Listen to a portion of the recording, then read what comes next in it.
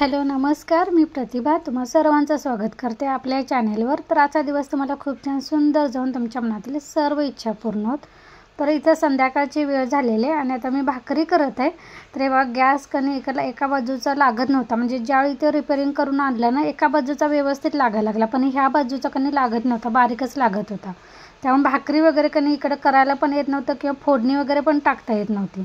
तर आज ते दुपारी कणी पाठवून दिलं तनूला आणि परत ते कणी त्यामध्ये हवा वगैरे मारून दिलं त्याने। तर त्यानंतर व्यवस्थित अगदी लागायला चालू झालेलं आहे। त्यामुळे भाकरीचं कसं असतं माहिती आहे, चांगली मोठ्या गॅसवर भाजली चांगली तरच कणी भाकरी चांगली लागते, नाहीतर मग कणी ते कच्च्यावर काढलं कणी ते असं लादं खाल्ल्यासारखं वाटते बघा अगदी। आणि भाकरी मी असं लगेच केल्या कणी भांड्यामध्ये नाही ठेवत, किंवा जे काय तुमचं थाबडं बुट्टी असेल ना त्यामध्ये ठेवायचं। माझं एक थाबडं होतं, म्हणजे थाबडं म्हणजे काय असतं ते असं काय बांबूच्या काट्यांपासून ना बनवलं जातं, गुढीचे काटे असते ना तर त्याच्यापासून ते बनवलं जातं। तर ते माझं होतं खराब झालं, त्यापासून कधी आणायचं म्हणते आणायला झालं नाही, मग चपातीचं भांडं कधी त्यातच मी ठेवते। पण काय होते, गरम गरम भाकरी कणी घडी करून ठेवली की ती अशी मऊ लागते, खाताना कणी तोंडात असं तोंडातच कणी फिरायला चालू होते आणि मग ते खाल्ल्यासारखं वाटत नाही। त्यामुळे मी असे कडकडीत करून कणी गॅसवरच असे पसरून ठेवते। तर इथं बघा, जेवण दूध आत्ताचं तापवून ठेवलेलं आहे, शिळं दूध थोडंसं तापवायचं आहे। भात झालेला, कांद्या चपातीची भाजी केलेली आहे आणि मी इडलीला सकाळी भिजत घातलं होतं डाळ तांदूळ, ते पण मी बारीक करून ठेवलेलं आहे।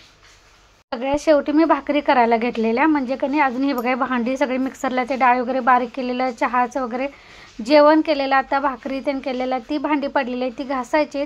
सकाळची भांडी खाली जाळीमध्ये ठेवलेली ती लावायची। तर पोरांना भूक लागली, त्यामुळे कसं शेवटी भाकरी करते, म्हणजे गरम गरम भाकरी होईल तसं पोरांना वाढायला बरं पडतं। तर हे बघा किती कडक मस्त अशा भाकरी कणी काळे डाग असं पडलेल्या भाकरी खायला चांगल्या वाटतात। तर इथं कणी थोडंसं मी पापड वगैरे तळून घेणार आहे, कारण पाऊस बाहेर पडायला चालू आहे आणि पावसात कणी जेवताना असं पापड वगैरे तळणीचे पदार्थ चांगले लागतात, 2 घास जास्त जातात। तर हे थोडंसं शिळं दूध आहे की नाही, त्यात मी आता भाकरी कुस्करणार आहे आणि चारलेला घालायला ठेवलेला आहे। आणि उडदाचे पापड मला तळायचे होते, फक्त तेच पापड तळणार होते, पण ते डबा उघडल्यानंतर लक्षात आलं मी जेवढे वरून काढले होते, म्हणजे लॅपटॉपवर सगळे डबे ठेवलेले आहेत, त्यातले थोडंसं कधी मी एका 2-3 डब्यामध्ये खाली कपाटात इथं किचनमध्ये ठेवलेलं आहे। तर त्यातले कधी उडदाचे पापड संपले होते, फक्त 2-3च शिल्लक होते, म्हणून मी शाबूच्या पापड्या आणि बटाट्याचे पण पापड केले होते, म्हणजे उपवासाला वगैरे खायला बरं पडतं म्हणून। तर ते होते, तर म्हटलं ते आता तळावं, थोडंसं उडदाचे पापड तळे आणि थोडेसे शाबूचे पापड आणि ते बटाट्याचं पापड असं। तर इथे कढी कणी मी गुलाबजामुन तळलेलं तेल शिल्लक होतं, तर त्यातच मी आता पापड वगैरे तळणार आहे। तर कढीवर भाकरी झाल्यानंतर मी कढईतलं तेल तापतोपर्यंत म्हटलं सकाळची भांडी लावून घ्यावं, जाळी रिकामी करावी। थोडंसं उभं राहिलेली 2-4 मिनिट आणि म्हटलं उभं राहून काय करायचं, आवरून घ्यावं कामं, म्हणून जाळीतली भांडी सगळी लावून घेतली आणि इथं त्यानंतर पापड वगैरे तळायला घेतले। पोरांना वाढलं, कारण पोरांना भूक लागलेली। मी असं शेवट म्हणजे करतानाच कधी भाकरी वगैरे करत आल्या कीच पोरांना वाढते, म्हणजे गरम गरम ते खातात, कारण नीला शक्यतो भाकरी आवडत नाही, त्याला चपातीच आवडते। तरी पण मी संध्याकाळचं माझं रुटीन कसं आहे, सकाळचं चपात्या करते आणि संध्याकाळचं भाकरी करते, हा माझा नियमच आहे, कारण पोरांना सगळं खायला जमलं पाहिजे। तर इथे मी भाकरी झाल्यानंतर हे वाढलेलं आहे तर पोरांना बाहेर, तर फक्त पापड तळून ते फक्त द्यायचं आहे आणि अजून आम्ही दोघं जेवायचं आहे। पण अगोदर पापड वगैरे तळते, पोरांना देऊन पहिल्यांदा भांड्याचा गराडा काढते, कारण मला भांडी म्हणा असं ठेवलेली असताना कणी जेवायला घ्यायला होत नाही, म्हणजे मला जेवणच जात नाही, माझ्या डोळ्यासमोर असे कामं दिसतात। त्यामुळे कामं सगळी झाल्यानंतर मी कणी निवांत जेवते। चांगली झाल्या कसली सांग,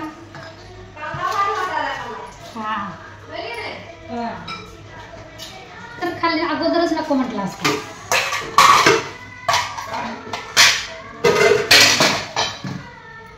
कांद्याची पोरांचं कसं आहे, जास्त कधी पालेभाज्या खायला बघत नाही, त्यामुळे मी शक्यतो कधी नावं सांगायला बघत नाही, म्हणजे त्यांना काय बघून असं कळत नाही कुठली पालेभाजी आहे। तर मी फक्त असं सांगताना सांगते की वेगळी जरा केली भाजी, खाऊन बघ कशी वाटते, आणि मग खाल्ल्यानंतर कधी चांगली झाली की मग खातात, पण खायच्या अगोदर कधी सांगितलं कधी की मग खायला बघत नाही। कारण इथं माझं 3 वेळा आता पालेभाजीच झालेली आहे, काल मेथीची भाजी एकदा झाली, शेपूची भाजी झाली, आता कांद्याची पात झाली, अजून माझ्याकडे पात्रीची भाजी एक शिल्लक आहे। पात्रीची भाजी डोंगरात मिळते पालेभाजी ही, आणि ही पावसाळ्यातच भेटते, तर ती आहे, पण ती लगेच करून चालणार नाही उद्या, नाही तर मग पोरं कणी काय खरं नाही माझं. म्हणजे मी गोड बोलून खायला लावते म्हणून पा बिचारे खातात, पण इतकं पण हे करू नये ना अतिरेक. पण कसं एक मन वाटते की सगळं भाज्या आणि पोरांच्या पोटात गेल्या पाहिजे, त्यामुळे कधी कधी असं खोटं बोलणं पण चांगलं असतं. तर इथं आता नीलच्या बाबांचं पण झालेलं आहे, तर त्यांना पहिल्यांदा जेवायला वाटते. इथं म्हणजे भांडी मी सगळी घासून झालेली आहेत. आता फक्त अर्ध्यातून इकडे ओटा पुसायचा आहे कापडानं. तर त्यांना पहिला ताट करते. इथे बघा भाकरी आणि दुधाची साय वाढलेली आहे, कारण त्यांना रोज सकाळ संध्याकाळ दूध आणि साय ही लागतेच. त्यामुळे माझ्या घरी काय तूप बनवलं जात नाही, कारण साय शिल्लक नसते. तर ह्यांना वाढायच्या अगोदर मी चार्लीला पण घालून ठेवलेलं आहे. तो कसं पावसाळ्यात अजिबात बाहेर जात नाही, फक्त शिवला असं असेल ना तरच तेवढ्यापुरतं जात नाही, नाहीतर पावसाळ्यात घर एवढं सुटत नाही. त्याला घातलेलं आहे. तो पण आता बाहेर गेला असेल, काय माहीत हॉलमध्ये आहे की गेला आहे फिरायला. थोडंसं संध्याकाळचं फिरायला जातो आणि मग झोपायच्या वेळी येतोय परत. तर इथं जवळजवळ माझी सगळीच रात्रीची कामं आवरलेली आहेत. फक्त थोडंसं आता मी जेवण बाकी आहे, ओटा पुसायचा अर्ध्यातनं बाकी आहे, आणि अजून जी काय आता 1-2 ताटं शिल्लकची होतील ती. कारण भाजी वगैरे जर शिल्लक राहिली ना, मी रात्रीची कधीच काढत नाही. भात म्हणा भाजी म्हणा मी रात्रीचं काढत नाही. सकाळी उठलं ना, उठल्या गरम करायचं आणि मग काढून घ्यायचं. तर इथं मेनू दाखवते. भाकरी, कांद्याची पात, डाळ, भात, दुधाची साय आणि पापड वगैरे तळलेलं. चला ह्यांना देऊन या. थोडंसं पाणी पिऊन घ्या, कारण कधीपासून मला तहान लागले. पण भांडी घासायची सुरुवातीला लागली होती. म्हटलं भांडी घासून झाल्यानंतर प्यायचं, तोपर्यंत ह्यांना जेवायला वाढलं. चला ह्यांना पाणी देऊन या, त्यानंतर 1 ग्लासवर पाणी पिऊया. तुम्ही मी म्हणशीला इथं तोंड लावून का ताई पिते, म्हणजे आमच्याकडे म्हणतात सोंड लावून कशाला प्यायचं. मग मला सोंड लावल्याशिवाय पाणी पिल्यासारखंच वाटत नाही. म्हणजे माझी तहानच भागत नाही. काय माझं वैशिष्ट्य आहे काय माहीत, घाणेरडी म्हणा कसंही म्हणा, पण मला तोंड लावल्याशिवाय पाणी पिल्यासारखं वाटतच नाही. म्हणजे आमच्या कोल्हापूरच्या भाषेत सोंड लावूनच पाणी प्यायला लागते. तर तुम्हाला आजच्या रात्रीचं आमचं साधं जेवण कसं वाटलं ते नक्की सांगा. मी कांद्याची पात कशी केली हे मी सकाळी शॉर्ट व्हिडिओ टाकलेला आहे, तो नक्की जाऊन बघा. अगदी पाणी न घालता वाफेवरच शिजवलेले, पण चवीला भारी झालेली. तर इथं पहिल्यांदा आता ओटा पुसून घेऊया. थोडंसं पाण्यानं धुतलेलं आहे, पण कसं माहिती आहे ते ओलं तसंच राहिलं पावसाळ्यात ओटा व्यवस्थित असा कोरडा होत नाही, म्हणजे वाळत नाही.